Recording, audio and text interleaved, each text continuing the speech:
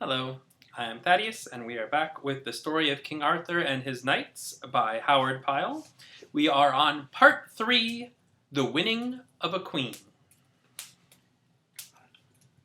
So, having told you how King Arthur obtained that very excellent sword Excalibur for a weapon of defense, I shall now presently recount sundry other noble and knightly adventures, whereby he won for himself a most beautiful and gentle lady for his queen.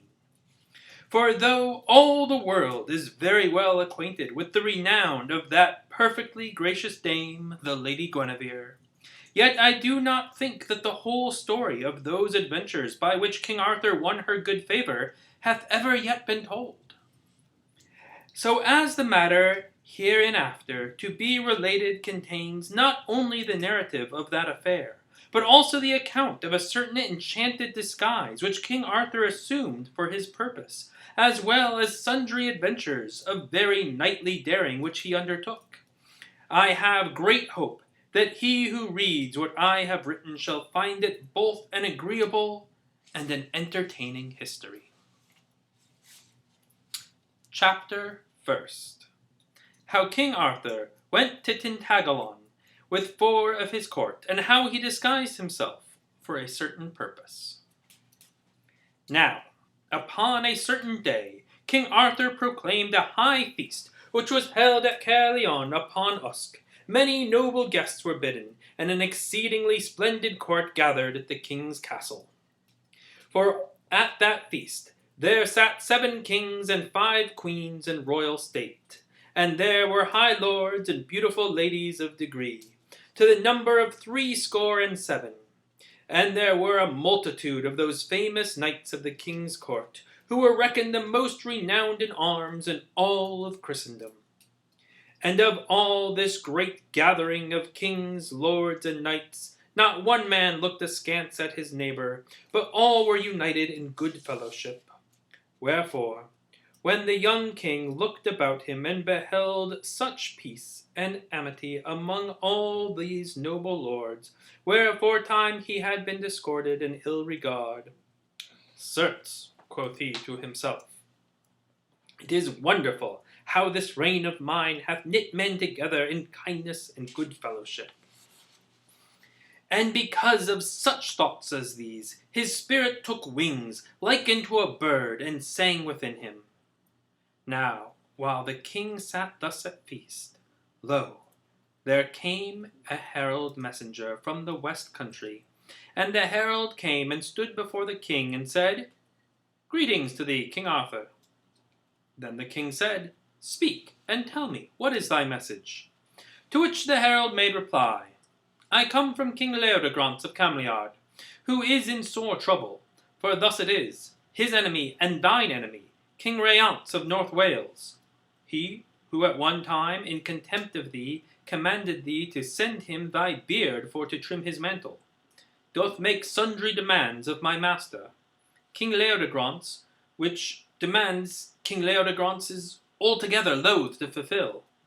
And King Rience of North Wales threateneth to bring war into Cameliard, because King Leodegrance doth not immediately fulfill those demands. Now King Leodegrance hath no such array of knights and armed men as he one time had gathered about him for to defend his kingdom against assault. For since thou in thy majesty hath brought peace to this realm, and hath reduced the power of all those kings under thee, those knights who once made the court of King Leodegrance so famous have gone elsewhither for to seek better opportunities for their great valor and prowess at arms than his peaceful court may afford. Wherefore my master King Leodegrance doth beseech aid of thee, who art his king and overlord. To these things that the herald messenger said, King Arthur and all that court that feasted with him listened in entire silence, and the king's countenance, which erstwhiles had been expanded with cheerfulness, became overcast with dark and anger. Ha!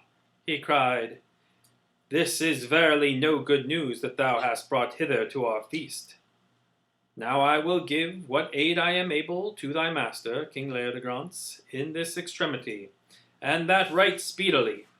But tell me, Sir Herald, What things are they that King Rience demandeth of thy master? That I will tell you, lord, quoth the herald messenger. Firstly, King Rience maketh demand upon my master of a great part of those lands of Cameliard that march upon the borders of North Wales. Secondly, he maketh demand that the Lady Guinevere, the king's daughter, be delivered into marriage unto Duke Mordaunt of Northumber, who is of kin unto King Rience.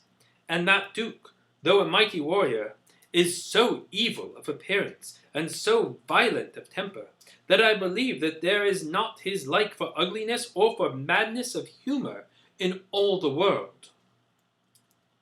Now when King Arthur heard this, that the messenger said, he was immediately seized with an extraordinary passion of anger, for his eyes appeared, and it were, to shoot forth sparks of pure light. His face flamed like fire, and he ground his teeth together like the stones of a quern. Then he immediately rose from the chair where he sat, and went forth from that place. And all those who beheld his anger shuddered thereat, and turned their eyes away from his countenance. Then King Arthur went into an inner room of the castle by himself, and there he walked up and down for a great while, and in that time no one of his household dared to come nigh to him. And the reason of the king's wrath was this, that ever since he had lain wounded and sick nigh unto death in the forest, he bare in mind how the Lady Guinevere had suddenly appeared before him, like some tall, straight, shining angel who had descended unto him out of paradise, all full of pity and exceedingly beautiful. Wherefore, at thought of that wicked, mad Duke Mordaunt of Northumber making demand unto marriage with her, he was seized with a rage so violent that it shook his spirit like a mighty wind. So, for a long while, he walked up and down in his wrath, as aforesaid, and no one durst come nigh unto him, but all stood afar off, watching him from a distance. Then, after a while, he gave command that Merlin and Sir Ulfius and Sir Kay should come to him at that place where he was. And when they had come thither, he talked to them for a considerable time, bidding Merlin for to make ready to go upon a journey with him, and bidding Sir Ulfius and Sir Kay for to gather together a large army of chosen knights and armed men, and to bring that army straightway into those parts co-adjacent to the royal castle of Tintagalon, which same standeth close to the borders of North Wales and of Cameliard. So Sir Ulfius and Sir Kay went about to do as King Arthur commanded, and Merlin also went about to do as he commanded, and the next day King Arthur and Merlin together with certain famous knights of the king's court, who were the most approved at arms at all those about him, to wit, Sir Gawain and Sir Ewain, who were nephews unto the king, and Sir Pelleas and Sir Geraint, the son of Erbin, set forth for Tintagalon across the forest land of Usk. So they travelled for all that day and a part of the next, and that without adventure or misadventure of any sort. So they came at last to that large and noble castle, hight Tintagalon, which guards the country bordering upon Cameliard and North Wales. Here King Arthur was received with great rejoicing, for whithersoever the king went, the people loved him very dearly. Wherefore the folk of Tintagalon were very glad when he came unto them. Now, the morning after King Arthur had come into Tintagalon, the summer night having been very warm, he and Merlin were glad to arise betimes to go abroad for to enjoy the dewy freshness of the early daytime. So in the cool of the day they walked together in the garden, which was a very pleasant place, and beneath the shadow of a tall, straight tower. And all around about were many trees, with a good shade, where the little birds sang sweetly in the cheerfulness of the summer weather. And here King Arthur opened his mind very freely to Merlin, and he said, Merlin, I do believe that the Lady Guinevere is the fairest lady in all of the world, wherefore my heart seems ever to be entirely filled with love for her, and that to such a degree that I think of her continually by day, whether I be eating, or drinking, or walking, or sitting still, or just going about my business. And likewise, I dream of her many times at night, and this has been the case with me, Merlin, ever since a month ago, when I lay sick in that hermit's cell in the forest. What time she came and stood beside me like a shining angel out of paradise. So I am not willing that any other man than I should have her for his wife. Now, I know very well that thou art wonderfully cunning in those arts of magic that may change a man in his appearance, so that even those who know him best may not recognize him. Wherefore I very greatly desire it of thee, that thou wilt so disguise me, that I may go unknown of any man into Cameliard, and that I may dwell there in such a way that I may see the Lady Guinevere every day. For I tell thee very truly that I greatly desire to behold her in such a wise that she may not be in any way witting to my regard. Likewise, I would fain see for myself how great may be the perils that encompass King Leodegrance the king, being my right good friend. My lord king, said Merlin, it shall be as thou desirest, and this morning I will cause thee to be so disguised that no one in all the world shall be able to know thee who thou art. So that morning, a little before the prime, Merlin came unto the king where he was, and gave him a little cap, and the cap was of such a sort that when the king set it upon his head, he assumed, upon the instant, the appearance of a rude and rustic fellow from the countryside. Then the king commanded that a jerkin of rough frieze should be brought to him, and with this he covered his royal and knightly vestments, and with it he hid the golden collar and its jewel pendant, which he continually wore about his neck. Then setting the cap upon his head, he assumed at once the guise of that peasant hind. Whereupon, being thus entirely disguised, he quitted Tintagalon unknown of any man, and took his way afoot unto the town of Cameliard.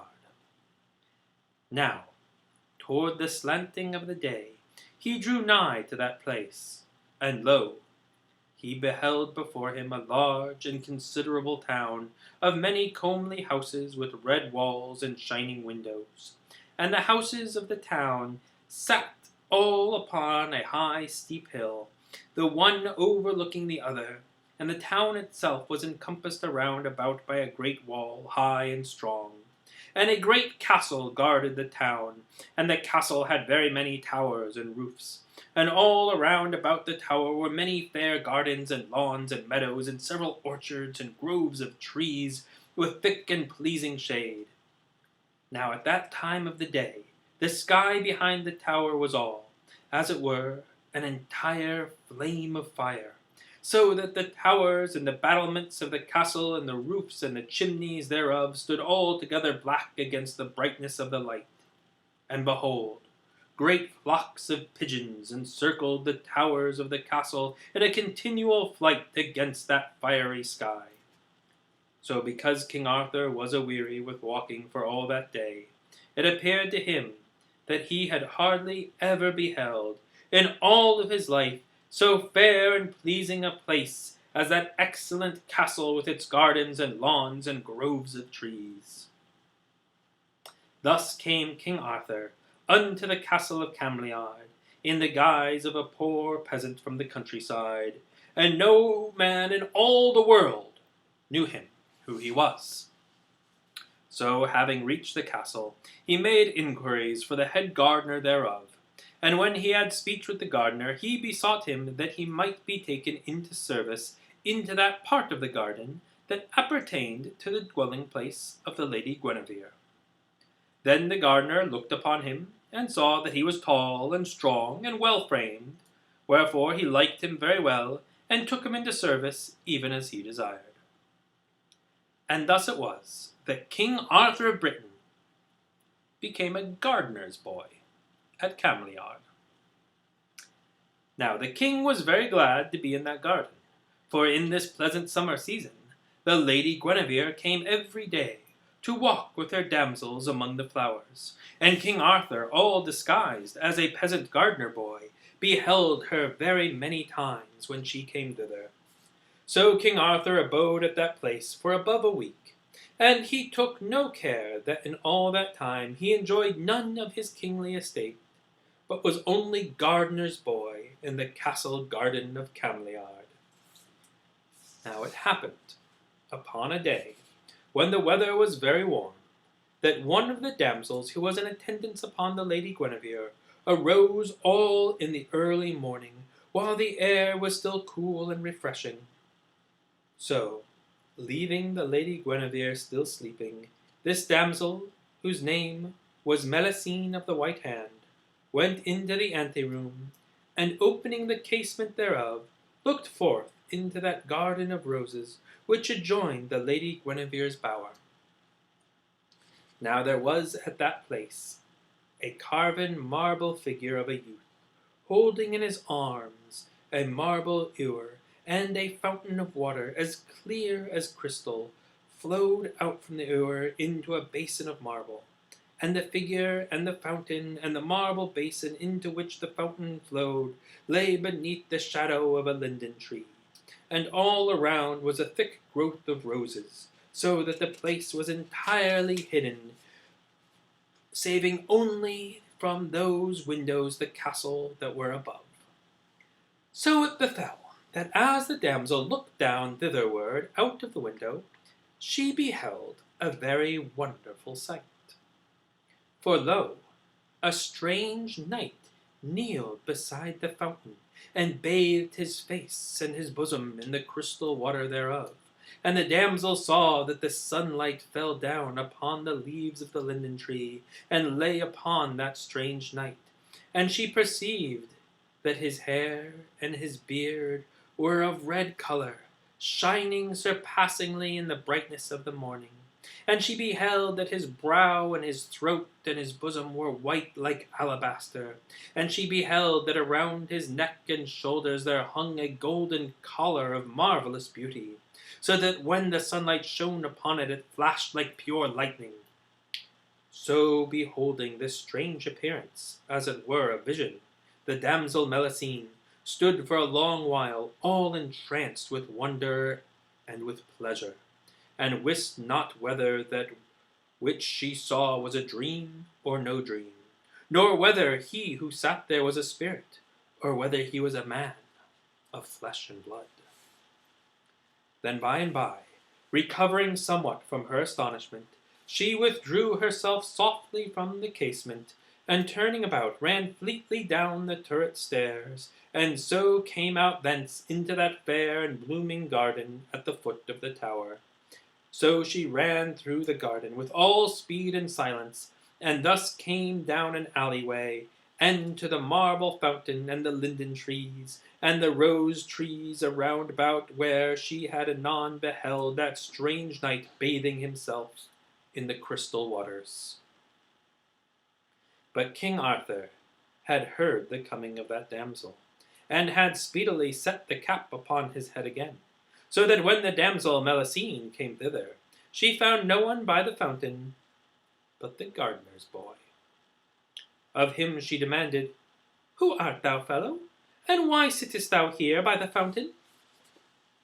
And unto her he replied, "I am the gardener's lad, who came a short time ago to take service at this place." "Then tell me, fellow," quoth she, "and tell me truly, who was that young knight who was here beside the fountain but now, and thither hath he gone?" "Lady, whereunto?" he said. "There has been no one at this fountain this day, but only I." "Nay, fellow," she cried, "thou art deceiving me, for I do assure thee that with mine own eyes I beheld but now where a strange young knight sat bathing himself in the waters of this fountain." And the gardener's boy said, "Lady, that which I have told you is the very truth. For indeed there hath no one been here this morn but only I. Wherefore, and thou deemest thou hast seen any one else, thou art certainly mistaken." At this the damsel set her look upon him in great perplexity. Likewise she marvelled very greatly, for she could not altogether disbelieve him, nor yet could she entirely believe him either, because her eyes had beheld that which she had beheld, and she wotted that she had not been mistaken. Therefore she knew not what to think, and because of her perplexity she felt a very great displeasure at that gardener's boy. "Truly, wherefore," she said, "if thou art deceiving me, I shall certainly cause thee to suffer a great deal of pain, for I shall have thee whipped with cords." Thereupon she turned and went away from the place, much marvelling at that strange thing, and wondering what it all signified. That morning she told unto the Lady Guinevere all that she had seen. But the Lady Guinevere only laughed at her and mocked her, telling her that she had been asleep and dreaming when she beheld that vision. And indeed the damsel herself had begun to think this must be the case. Nevertheless, she thereafter looked out every morning from her casement window, albeit she beheld nothing for a great while, for King Arthur came not soon to that place again. So, by and by, there befell another certain morning, when she looked out of the casement, and lo, there sat that strange knight by the fountain once more, as he had aforetime sat, and he bathed his face and his bosom in the water, as he had aforetime done. And he appeared as comely and as noble as he had appeared before, and his hair and his young beard shone like gold, as they had shone before in the sun.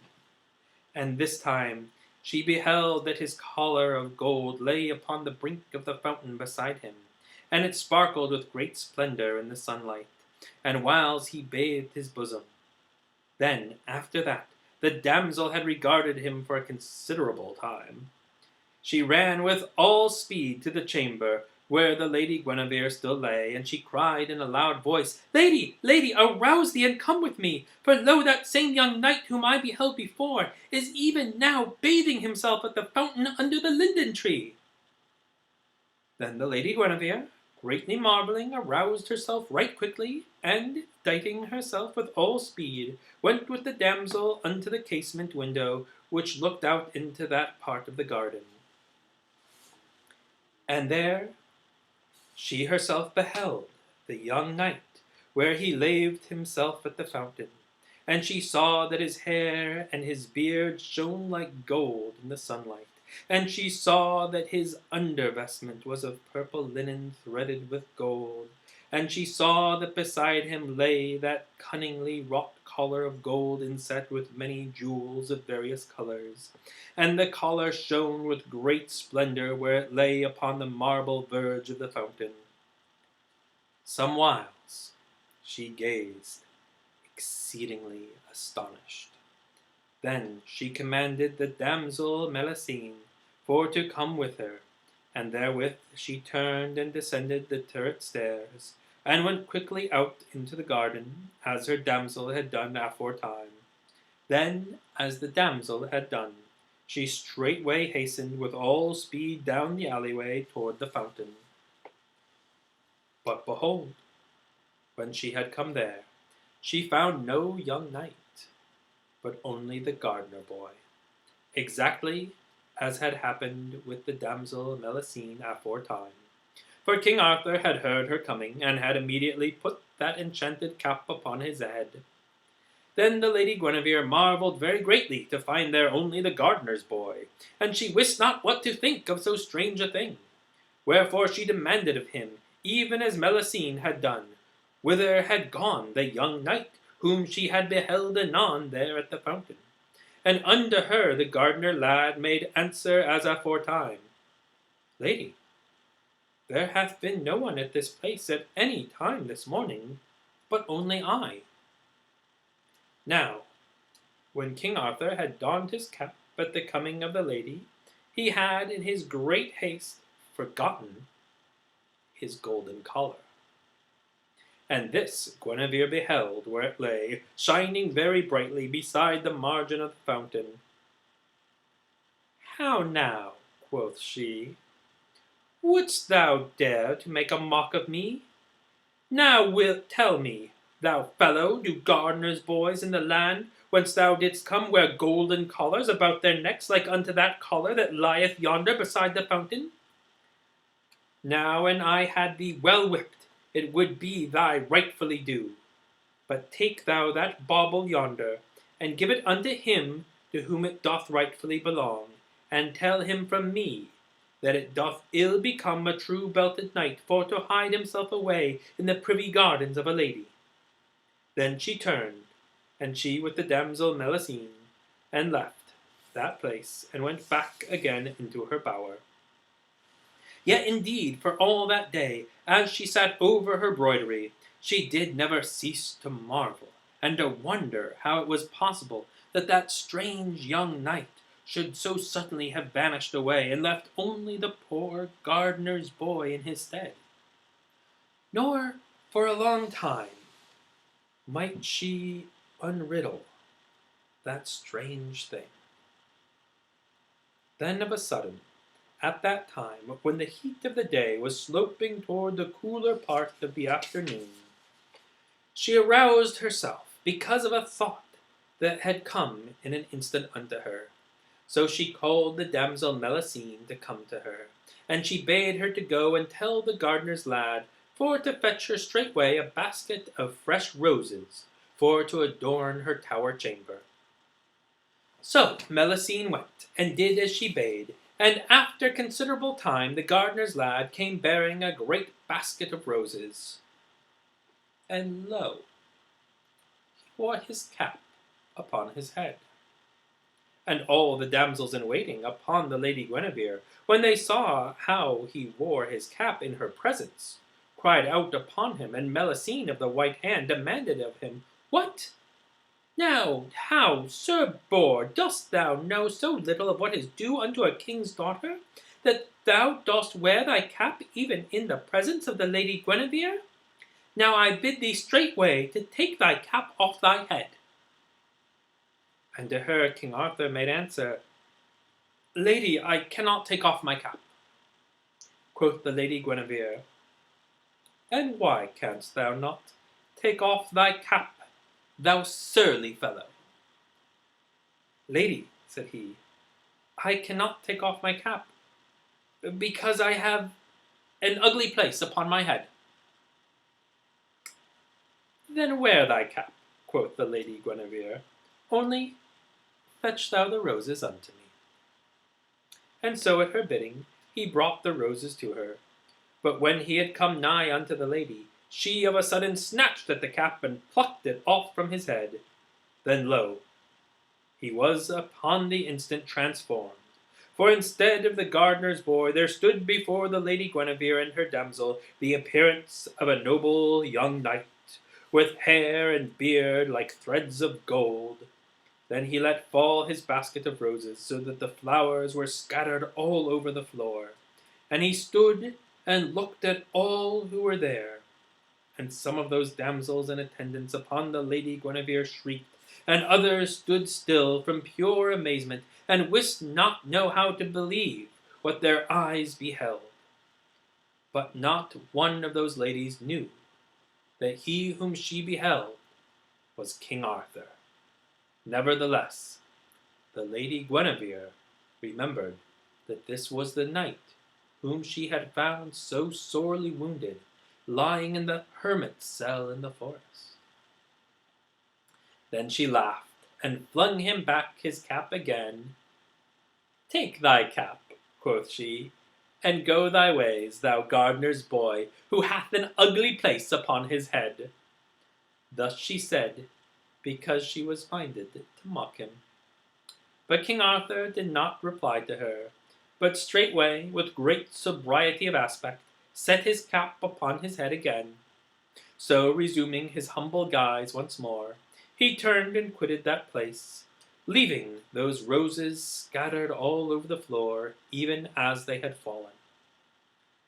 And after that time, whenever the Lady Guinevere would come upon the gardener's lad in the garden, she would say unto her damsel in such a voice that he might hear her speech, Lo, yonder is the gardener's lad, who hath an ugly place upon his head, so that he must always wear his cap for to hide it.